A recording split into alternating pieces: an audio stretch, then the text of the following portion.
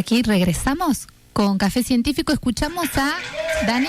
Tu nombre es mío, de Aristimuño, que bueno, estuvo, aquí los aplausos porque estuvo en Encuentro en el Estudio y allí los trajo Marcelo para poder compartir esta maravillosa música en Café Científico. Sí, muy buenos temas tiene. Sí.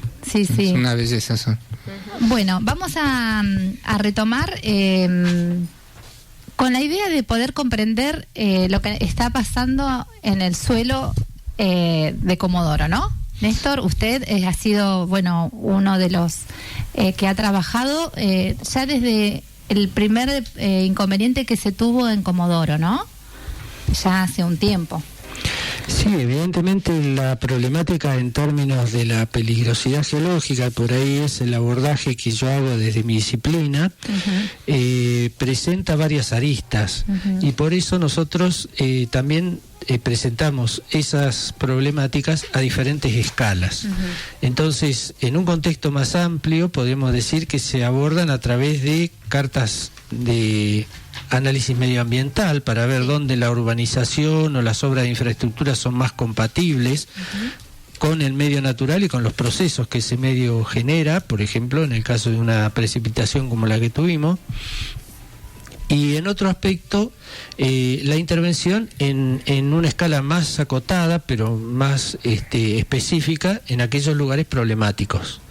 Entonces, entendiendo que la problemática es diversa y que las escalas de abordaje son diversas también, podemos tomar como ejemplo este proceso que ocurrió a través de la pluviometría que tuvimos, exagerada, podríamos decir, desmedida, no registrable en los antecedentes, para decir que por un lado la ciudad estaba poco preparada para un evento de la escala de los que hemos ya sufrido, como en los años 98, 2011, donde ya se mostró que los anegamientos generaban conflictos importantes. Y este proceso nos tomó por sorpresa a todos, incluso hasta los que creemos que entendemos la naturaleza. En realidad, Néstor, no estamos, o sea, la ciudad no está preparada, pero no está preparada primero en su característica natural, por el suelo, ¿no? Porque llueve, por ejemplo, en el norte, cualquier parte del norte, llueve, el suelo absorbe rápidamente, sale el sol y al otro día no pasa nada. O sea, la vida sigue de la misma manera. A nosotros no nos sucede porque tenemos otro tipo de suelo. Sí, básicamente la configuración morfológica y la visión social del uso del suelo han entrado un poco en colisión. Con esto digo, históricamente nuestro principal problema era el viento, entonces nos pusimos al abrigo de los cerros y fuimos creciendo por los cañadones, tratando de que ese abrigo siguiera siendo efectivo. Bueno, o sea, el nacimiento ya de Comodoro ya es claro, ¿no? prácticamente son lugares que colisionan con una precipitación y un escurrimiento importante, porque no hemos respetado en la urbanización el condicionamiento que representa tanto los procesos erosivos o de remoción en masa que llamamos, como el caso de deslizamientos, caídas de bloques, detritos. Todos estos procesos se dan justamente donde hay una pendiente alta, donde justamente las masas de terreno se inestabilizan, sobre todo con una saturación alta o con un proceso pluviométrico importante.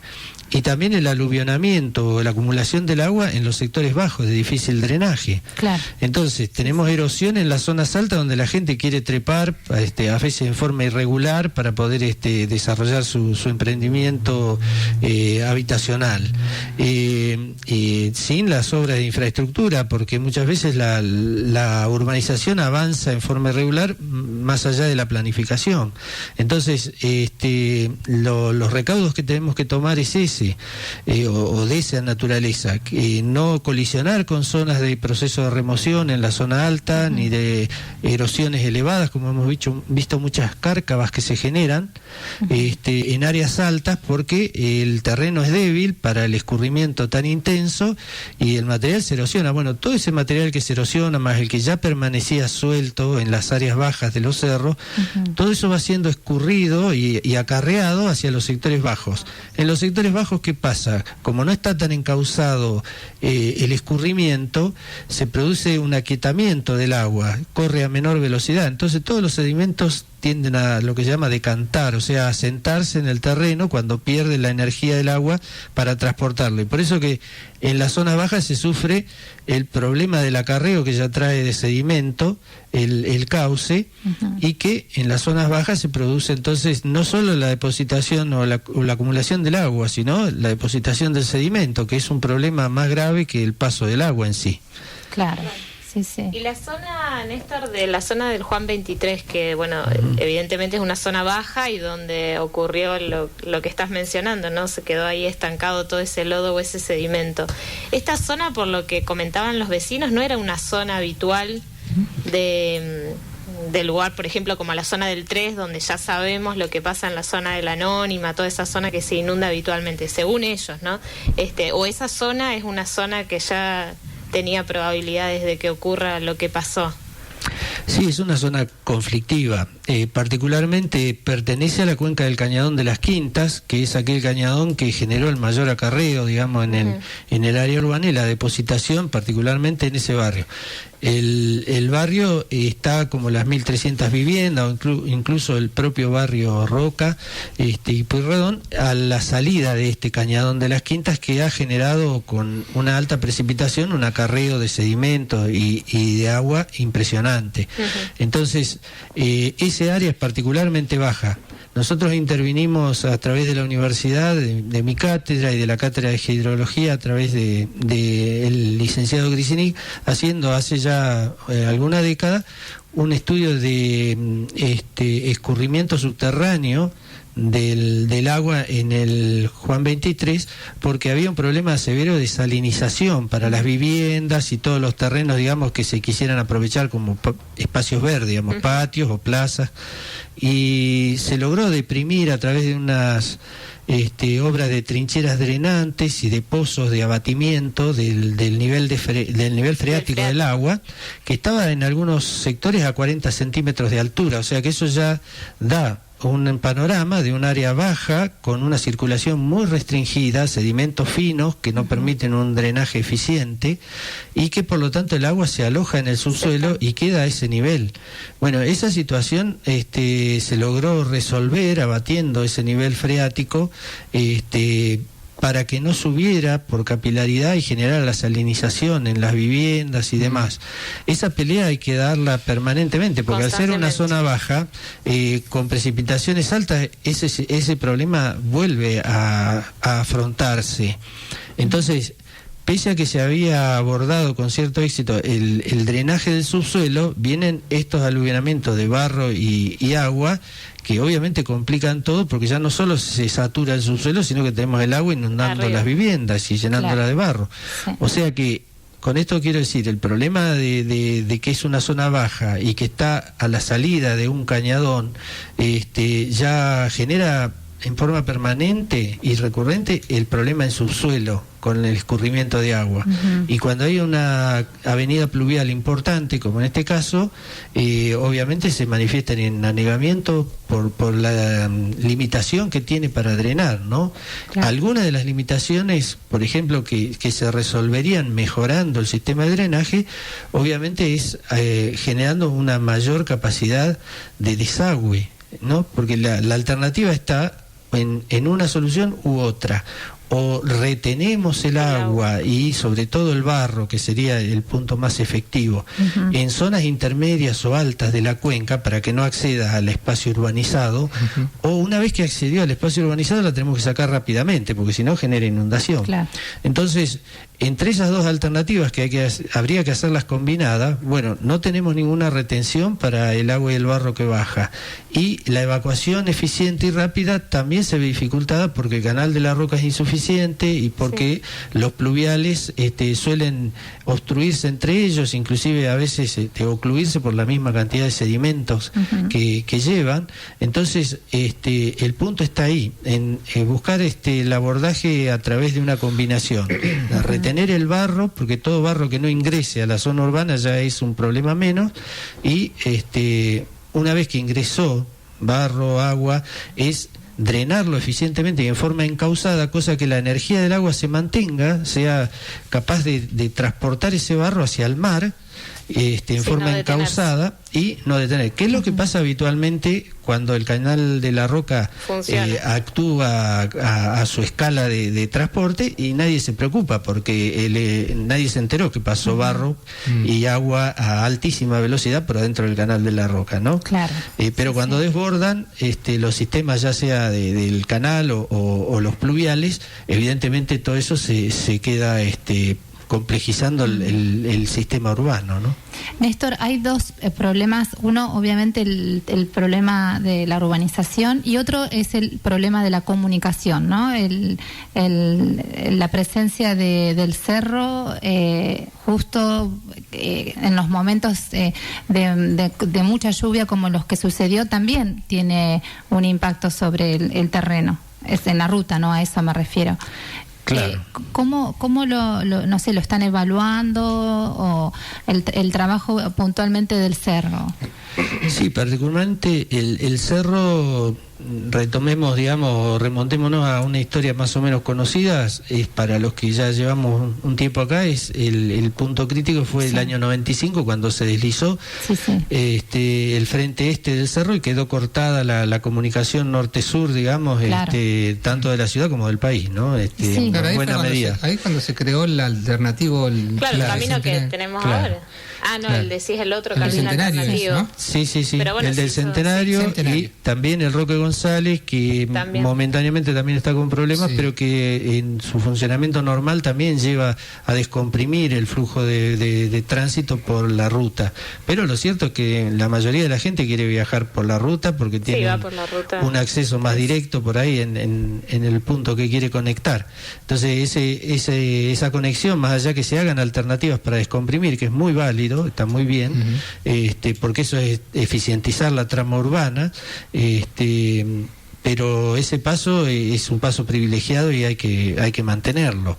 Entonces, desde mi visión, a partir de una estabilización del faldeo se lograría no solo un tránsito más eficiente, sino recuperar para el ejido urbano un terreno que nos permita también una planificación local, o sea que no solo sea un lugar de paso, sino que al pie del cerro tenemos la playa más valiosa, podríamos tener una infraestructura para ir a disfrutar de esa playa, cosa que por cuestiones de seguridad o los procesos que se dan contra el acantilado no es recomendable ir a ese sector, ¿no? ¿Y el aterrazamiento del cerro es una alternativa posible o es una teoría que podría solucionar el problema? ¿Cómo lo han evaluado? No, de hecho nosotros desde la Cátedra de Geología Aplicada hicimos el estudio preliminar para el aterrazamiento del faldeo sur a requerimiento del municipio en su momento, y si no recuerdo mal en el 2005 lo entregamos, y bueno, luego siguió los pasos de proyecto y de ejecución, y hoy en día está en una etapa avanzada de ejecución, digamos, lo que es la estabilización del faldeo sur. Eso se hace fundamentalmente porque había un riesgo cierto de un deslizamiento del sector cercano a la Ruta 3, y aparte la necesidad de justamente captar todo el flujo de agua y de barro, encauzarlo y evitar todo el aluvionamiento de barro en el centro de la ciudad. Entonces, pero el objetivo fundamental era la estabilidad. Y también tenemos si nuestro interés es abordar la estabilización, tenemos esa asignatura pendiente sobre el faldeo este. Claro. El faldeo este, que es el que incluyó el deslizamiento del 95, no solo tiene que estabilizar el faldeo o el talud desde la ruta hacia arriba, ¿no? Con un escalonamiento adecuado, una quita de peso y de volumen de material que sea acorde a la resistencia propia de los materiales del cerro, sino que también tenemos que estabilizarlo para que sea un camino de comunicación eficiente, o sea que no sufra roturas, deformación, y eso implica estabilizar desde la traza del camino actual hacia abajo, porque el deslizamiento movilizó todos los sedimentos, claro, hasta el nivel del agua, hasta el nivel del mar. Implica también hacer obras de protección para evitar que la erosión del mar, digamos, atente contra la estabilidad de la obra. Y a eso me refiero como que es también una oportunidad para ganar un espacio estable y seguro que nos permita hacer una infraestructura que permita estacionar, hacer construcciones, disfrutar de paseos, de espacios verdes, etcétera, incluso edificios públicos. Depende de la escala que uno quiera intervenir al pie del cerro, porque una vez que uno controla los procesos de remoción y logra un paso seguro, también puede lograr espacios para la instalación de un área de servicios o de disfrute del ambiente que es muy bueno, digamos, ahí al pie y en contacto con la playa, ¿no? Y también esto ¿no? Sí. Para terminar de redondear la idea, también esto es una cuestión que largamente nosotros hemos conversado y pienso que es muy válido hoy en día reinstalar y mantener, que es lograr una conectividad por el camino costero, o sea, lo que era la vieja traza del camino de la vía del ferrocarril, cosa que se interrumpió por la erosión del mar. Ese terraplén que tenía el ferrocarril se interrumpió y nunca se logró conectar eficientemente. Entonces un camino costero nos llevaría a conectar una vía más, de descomprimir el tránsito de la ruta, de acceder fácilmente a los barrios costeros, llamémosle kilómetro 5, kilómetro 4, y a la vez darle accesibilidad a la gente para el espacio de playa, ¿no? Que se puede disfrutar una vez que se haga una buena infraestructura. Bueno, nosotros por lo pronto vamos, Néstor, a tomar un cafecito, regresamos, estamos en este café científico de hoy con el licenciado Néstor Hirst. Él es docente de la cátedra Geología Aplicada, y después le vamos a preguntar también de qué se trata esta materia. Bueno. Así que bueno, un cafecito y regresamos.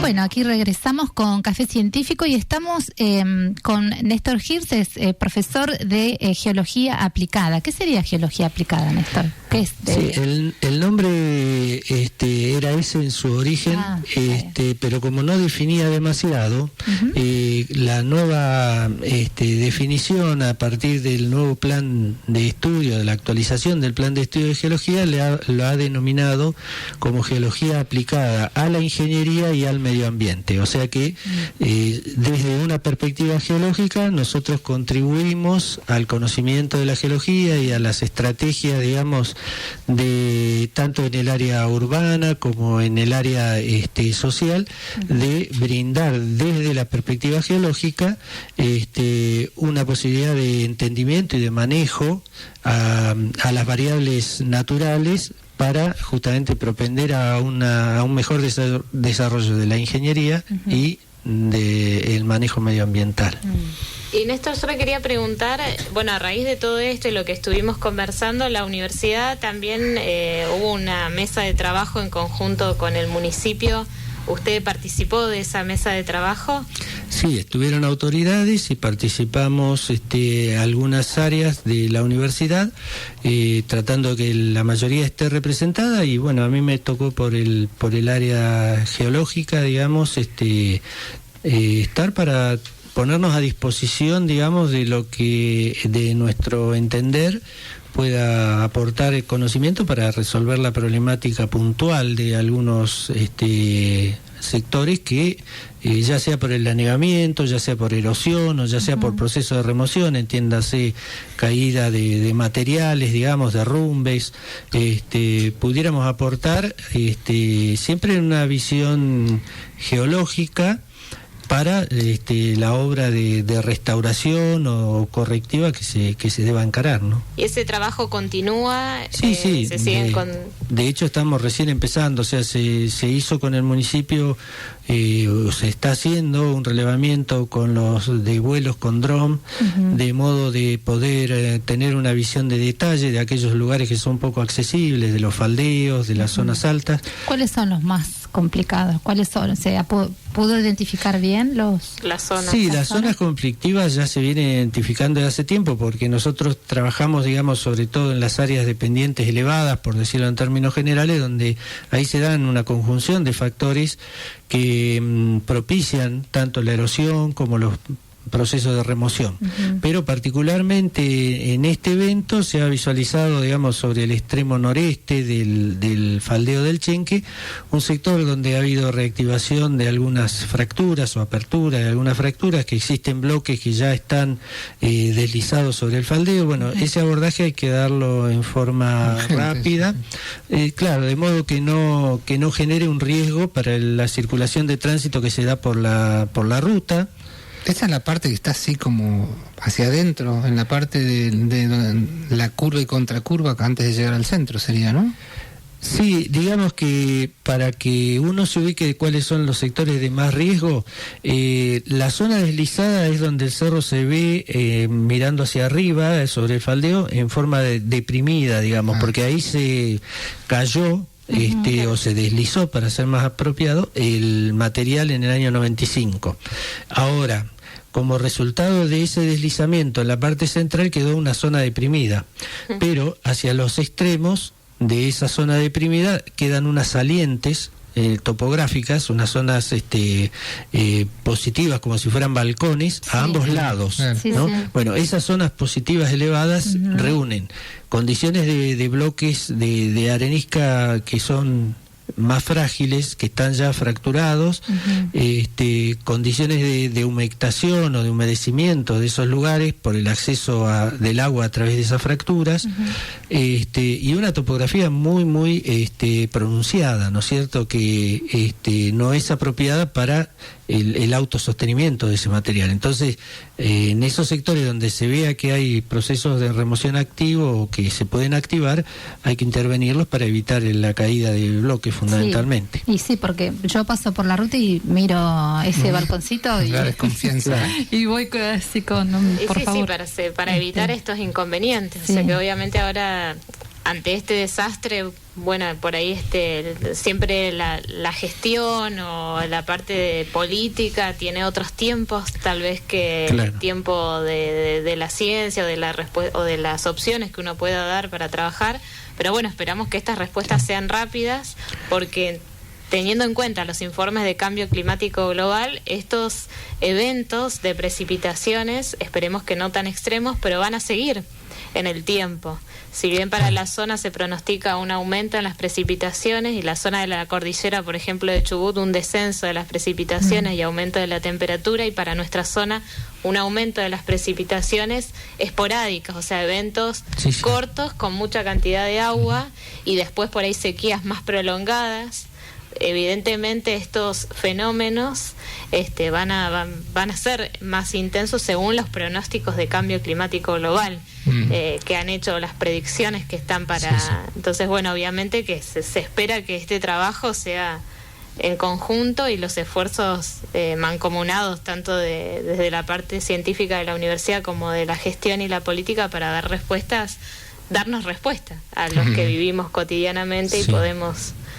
Por suerte no hubo muchas víctimas fatales, pero podría haberlas habido y ahí hubiese sido aún peor el desastre. La escala, de todos modos, está completamente desajustada a la experiencia. Cualquiera que pudiéramos decir que teníamos experiencia en el tema, creo que lo único que nos quedó es mirar con los ojos abiertos y azorados lo que era el escurrimiento de nuestros cañadones, que normalmente son hilos de agua en lloviznas o lluvias leves o tenues como las que estábamos acostumbrados, y se convirtieron en verdaderos ríos con un poder de erosión y de transporte transporte, ¿no? Que se llevaban todo a su paso. Entonces, el hecho de decir yo pensé que esto iba, o yo imaginé que esto iba a pasar, es casi un acto que uno dice, bueno, yo tengo el diario del lunes, la verdad que esto no lo esperaba nadie.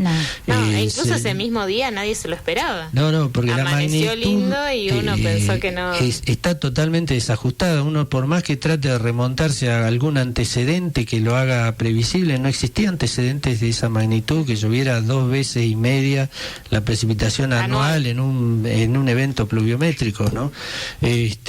Así que finalmente estamos viendo cómo respondieron las distintas zonas que tenían ya su problemática, como decimos, instalada.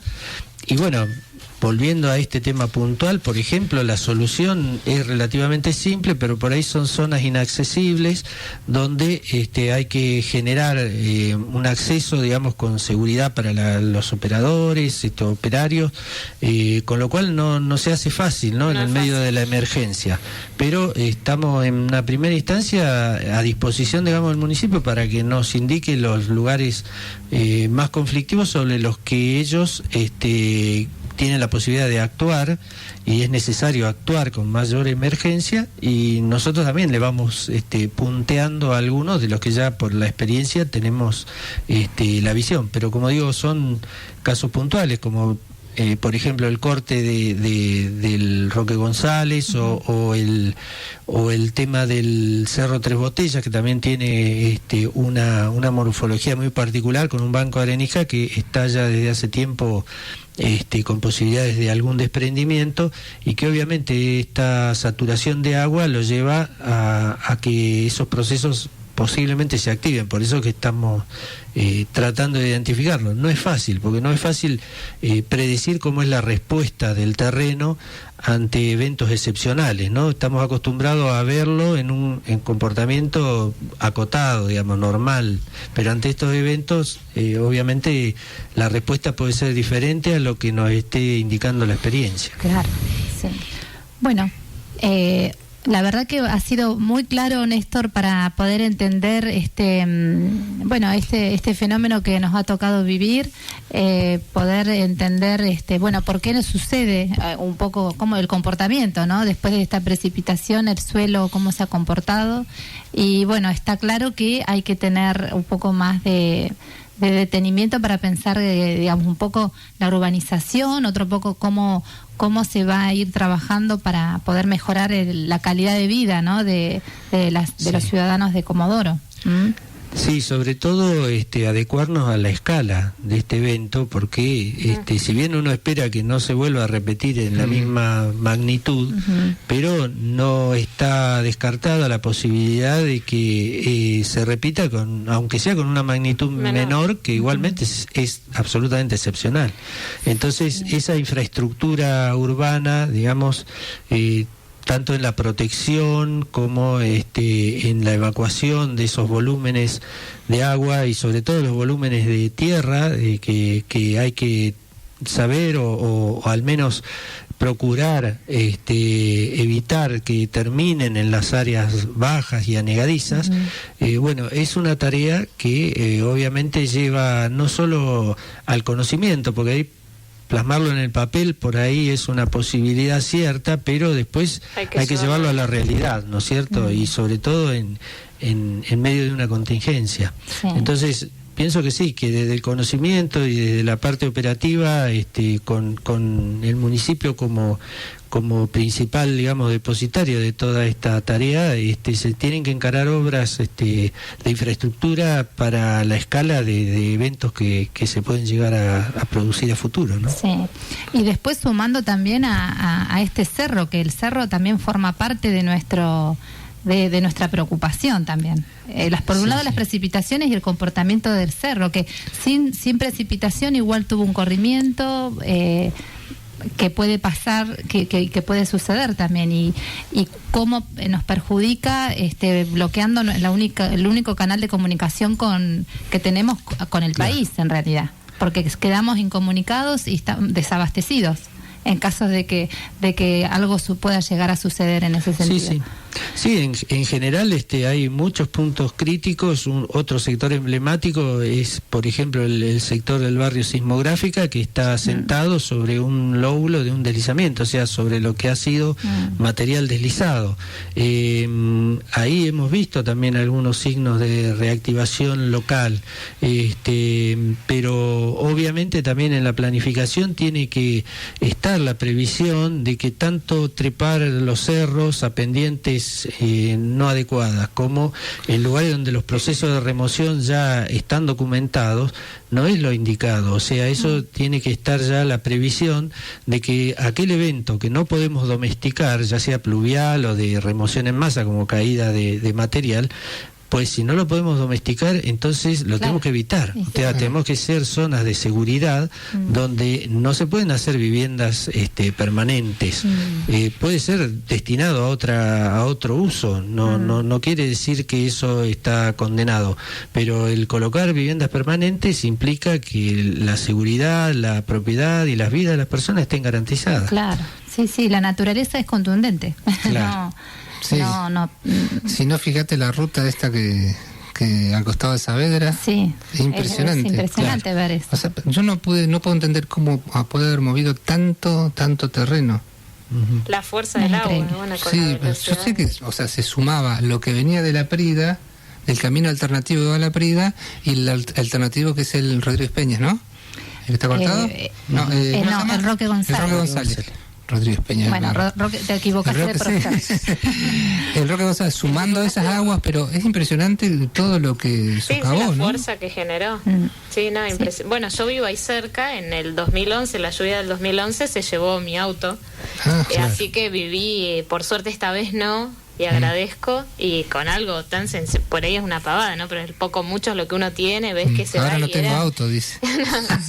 O sea, lo levantó como papel, obviamente, una vez que lo levanta Increíble. ya está, no tiene que hacer casi ni fuerza para llevárselo. Esa vez también hubo bastantes inconvenientes en la zona. Yo vivo en Saavedra. Pero ahora yo miraba para afuera y impresionante. era Yo cuando iba para Saavedra, porque cuando se larga a llover yo estaba cerca de la universidad, voy a Saavedra y estaba el contenedor ese como un botecito de papel y golpeando, y fue impresionante, los coches flotando, no fue algo impresionante. Lo de esa zona me parece más que nada fue lo más impresionante que pasó. Yo enfrente de mi casa y era, bueno, es un río, mi calle es un río, está bien, está como por ahí dice Néstor, es una zona que obviamente no debería ser una zona urbanizada, porque está al faldeo del cerro y bueno, hay desprendimiento, si bien esa calle ahora se asfaltó, pero bueno, es un río. O sea, pisás un pie ahí y la gente que vivimos ahí ya más o menos sabemos, adecuamos las pendientes para que no te entre barro, pero la gente que no sabía, se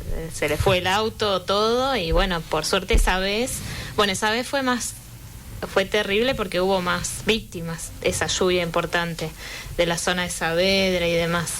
Ahora la mayoría que vivimos en estas zonas tratamos de alguna manera de protegerte de estos eventos, guardando los autos, viendo de qué manera, pero la gente que lo agarró en tránsito no tuvo escapatoria. Yo sé que ya tengo que ir a las zonas más altas, sé dónde tengo que poner el auto, uno ya más o menos sabe, pero el que venía en tránsito lo agarró en el medio y tal vez te metes por una calle que después a los 5 minutos es un río, porque es cuestión de minutos, o sea, no hay manera de poder escapar. No solo ese es el peligro, sino la rotura de caños de gas o todo sí, eso. Bueno, los servicios eso es lo que pasó acá. Se dañaron todos. Agua, luz, cloaca, quedó todo colapsado. Pero bueno, todavía se sigue, ¿no? Porque la ciudad todavía, las imágenes que hay de los drones son terribles todavía. Aún el día de hoy se ven las imágenes. O sea, bueno, hay que ver qué va a pasar con esa ruta, pero todavía está abierta. Sí, todo lo que se puede hacer en términos de registro, de imágenes, testimonios de vecinos, creo que sería una tarea muy importante, más allá del diagnóstico o apuntando al diagnóstico de los especialistas, ¿no? Porque a veces esa realidad que es la foto del peor momento, cuando pasa se pierde. Entonces uno dice, bueno, vamos a restituir a la escala de lo que era era el desarrollo anterior, pero ya estamos viendo que eventos importantes se sucedían cada 10 años más o menos, y ahora tuvimos totalmente desajustado en más, o sea, excepcionalmente importante.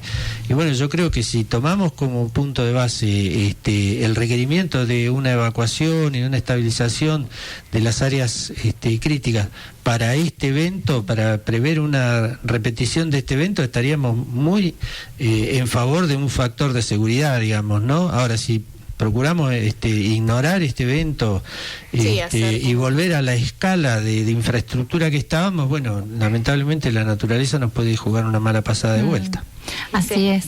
Bueno, Néstor Hirsch, la verdad que nos queda agradecer que venga a compartir con nosotros Café Científico. Muy claro. Sí, sí, siempre está invitado para participar, justamente va a ser siempre consultado seguramente porque esto recién empieza, digamos, ¿no? Esta tarea recién empieza. Está bien. Sí, seguramente. Nosotros venimos haciendo diagnósticos, estudios y algunos de ellos redundan en intervenciones específicas, ¿no? Como algunas de las que mencionábamos, pero en este caso esperamos poder contribuir, ya que estamos a disposición del municipio, con también soluciones puntuales que puedan aportar incluso a los equipos técnicos o a los equipos operativos del municipio una mayor precisión sobre la magnitud, las características de las obras a desarrollar. En ese sentido estamos en una etapa inicial de contribución, digamos, para esa tarea que hay que encarar lo antes posible, porque obviamente cualquier demora llevaría a que se complique, ¿no?, climáticamente la ejecución de esas obras en forma eficiente. Claro. Bueno, nosotros vamos a hacer una pausa y vamos a seguir con más información en Café Científico y vamos a ir con una novedad tecnológica. Senston, el dispositivo que graba y anota lo que decís. Así que bueno, ahora volvemos con más café.